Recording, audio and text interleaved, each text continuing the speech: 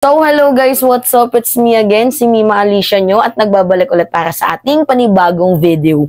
So, grabe, ewan ko ba dito? Alam nyo, ito lang yung masasabi ko, no? Kung gusto nyo na sumakit yung alintarakan ninyo, magkaroon kayo ng stress, sumakit yung puso ninyo, mainis kayo, magalit kayo, lahat ng klaseng uri ng sama ng loob, kung gusto nyong maranasan yan, puntahan nyo lang itong si Robin Padilla. Effective yan. Tingnan nyo ako ngayon. Sobrang stress. Sobrang sikip ng dibdib ko. Anyway, ito yung balita. Sabi dito, Robin Padilla wants to expand current number of senator to 54. So, yung senador natin, dadagdagan niya. Yung 24 na senador natin, dadagdagan ni Robin Padilla. So, from 24, gusto niya nang maging 54. Abay, Ginoo ko, Santa Barbara Bendita. Guys hindi na natin kailangan tong laliman. Magbigay na lang tayo ng opinion. Alam mo kung katulad mo lang din naman yung idadagdag sa Senado, uy, wag na. Gumawa kayo ng sarili nyong bansa, gumawa kayo ng sarili nyong planeta na kung saan kayo lang din yung magbibigay ng katoksikan. Wag nyo na kaming idamay. Please lang. Nagmamakaawa kaming mga mamamayang Pilipino. Hindi namin kailangan ng artistang katulad mong walang alam na isa lang flowery base, flower pot dyan sa Senado. Hindi namin kailangan ng taga-bigote lang ng balbas. Ang kailangan namin yung may utak. Hindi di porket may kakayanan ka na tumakbo bilang senador and you know na mananalo ka, hindi sapat yung ganun Yung lakas ng loob, kailangan meron ka ding utak. Kasi kung wala ka din namang hindi ka nag-e-excel sa executive work, sa legislative work, wag na lang. Kasi yung trabaho ng mga senador, i-uplift yung ekonomiya natin, pagandahin yung buhay ng mga mamamayang Pilipino, health, education. Yun po yung trabaho ng mga senador, tagagawa ng batas, tulungan ng presidente sa mga magagandang gawa. Kaso kung yung katulad mo lang din naman na isang toxic, walang alam, flower pot, dyan sa Senado, pabida, pabibo, wag na lang, Robin. Maawa ka naman. Kasi unang-una, ang dami na pong pinapaswelduhan ng taong bayan. 'Di ba? Ang dami naming pinapaswelduhan mga katulad ninyong bopuls. 24 pa nga lang kayo, masakit na sa ulo. Tapos magdadagdag ka pa. Okay lang sana kung yung mga nandyan, sila De Lima, 'di ba? Sila Trillanes. Okay pa sana, kaso yung katulad mo lang din naman. Kasi, guys, sa totoo lang mostly of the Pinoy, bumuboto dahil sa kasikatan, dahil kilala yung pangalan, dahil artista. Ginawa nyo ng reunion yung politika. Hindi di porket laos ka na sa pagiging artista mo, papasukin mo yung politika. Ginawa nilang retirement, ginawa nilang retirement ang politics. Ang daming artista na nag-congressman. Ang daming artista na nag-senado. O for example, Lito Lapid. O ano yung ginawa ni Lito Lapid? Kung hindi pa siya na-issue sa Pogo, hindi pa nga pupunta yun doon sa Senate hearing kasi wala naman palang balak umattend sa mga Senate hearing na yan. Itong si Lito Lapid. Kung mga katulad lang din naman ninyo na mga hindi nag-e-excel sa mga works na pangmatalinuhan, works na talagang may dating, please lang. Maawa ka naman, Robin. Although alam natin na malabong mangyari itong kanyang sinasabi. Pero yung punto natin dito, bakit kailangan mong i-push through? Ayaw mo ng political dynasty pero ito yung isa sa magiging rason kung bakit lalaganap ang political dynasty. Kasi sino-sino lang din naman yung papasok dyan. Dadagdagan nyo yung senador, imbis na 3 pa lang yung pinakamarami o ina, tas 2 anak, baka pati asawa. Pati apo sa tuhod, nandyan na sa politika. Robin, isip-isip naman. Minsan ka na nga lang mag-isip. Yung hindi pa talaga pinag-iisipan. Nag-iisip ka ba? Hindi pwedeng gawing drama yung Senado Tingnan mo si Bato.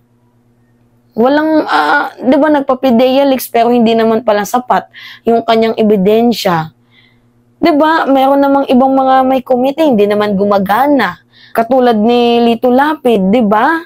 Chairperson siya ng gaming and amusement, something else, blah, blah, blah. 'Di ba? Gumagana ba? Wala.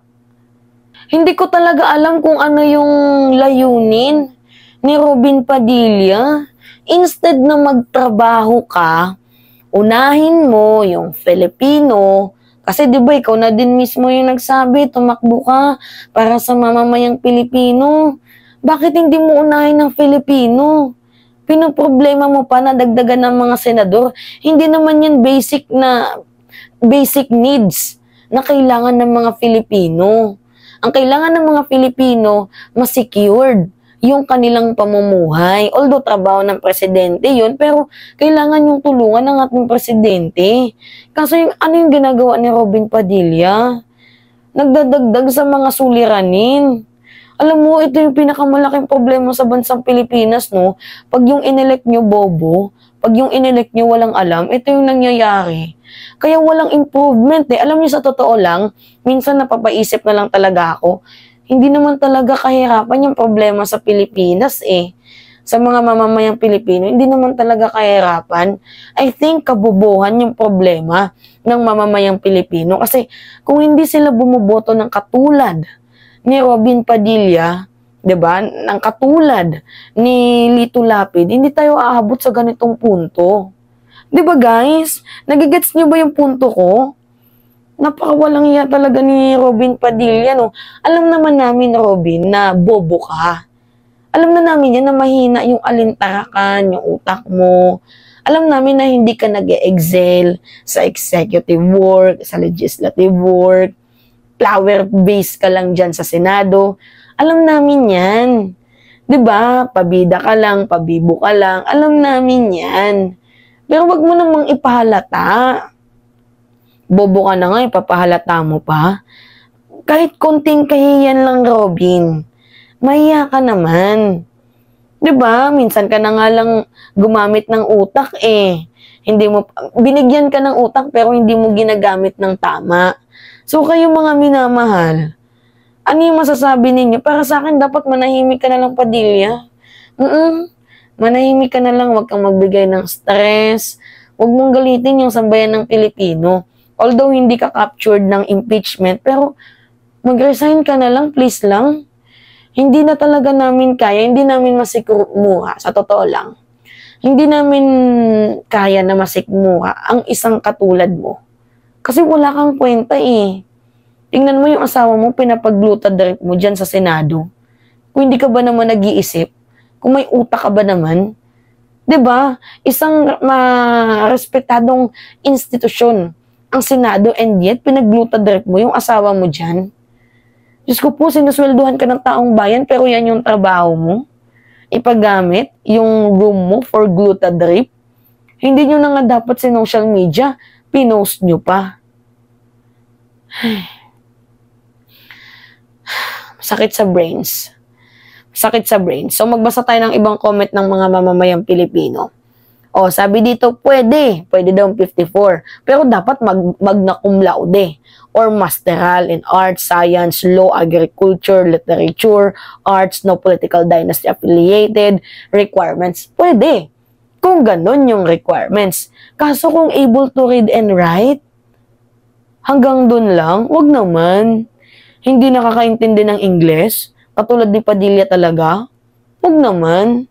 Kakaiyak yun. Diba? Yan yung sabi ni Hizuka. Ito yan, Yan yung sabi ni Hizuka. Sabi naman ni ito Chinese. Tapos yung pera ng taong bayan, ipang pasweldo. Hirap na nga yung Pilipinas, dadagdagan nyo pa. Exactly. Sa inyo pa nga lang na PDP laban, ikaw, si Tolentino, si Bato, si Go. 'Di ba? Sino pa ba? Si Go, si Bato, si Tolentino, ikaw. Yan, apat. Apat ba yung senador ng PDP? Hirap na nga kami sa inyo eh. 'Di ba? Dadagdag ka pa. Mawa ka naman, Robin. Hindi, yun guys. Wala. Anyway, yun lamang po. It's me again, si Mima Alicia nyo, at nagbabalik ulit para sa ating panibagong video.